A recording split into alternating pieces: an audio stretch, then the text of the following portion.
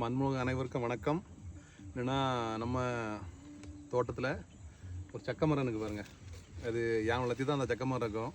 நான் நீங்கள் சொல்லதை பார்த்து ஆச்சரியப்படக்கூடாது. இந்த சக்கையிலையும் ஒரு சக்கை கிடக்கு பாருங்கள். பாருங்கள் பார்த்தீங்களா? இது நமக்கு இப்போ ஒரு 2 கிலோ சைஸ் வந்திருக்கு. இந்த சக்கை நமக்கு இப்போ 2 கிலோ சைஸ் வந்திருக்கு இந்த சக்கை. ஆனால் மரத்தை பார்த்தீங்களா எவ்வளோ போல் இருக்குன்னுட்டு.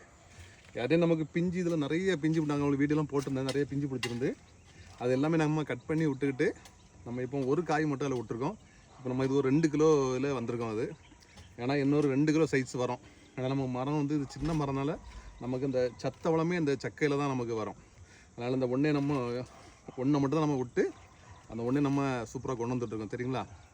இது நமக்கு ரொம்ப அந்த மரம்லாம் ரொம்ப பெருசாகாது. ஆனால் நமக்கு வீட்லேயும் இது தொட்டிலாம் அந்த மரம் வைக்கலாம். வச்சு நிறைய வீடியோ போடுறாங்க அந்த மாதிரிலாம். அந்த மாதிரி மரம் தான் இது. ஆனால் சக்கை இல்லை எப்பவும் நமக்கு சக்கை இருந்துகிட்டே இருக்கும். இப்போவுமே நமக்கு இல்லை நிறைய நமக்கு பிஞ்சு கிடக்கு. அந்த சைட்லாம் நிறைய பிஞ்சு கிடக்கு. நீங்களும் இதே மாதிரி தொட்டிலாம் வச்சு இடம் இல்லாதவங்க மாடியில் வச்சு அந்த மாதிரி அந்த மரம் நம்ம வளர்க்கலாம். சரிங்களா? நீங்களும் இதே மாதிரி பிரயோஜனப்படுத்துங்க. ஓகேவா? பாய்.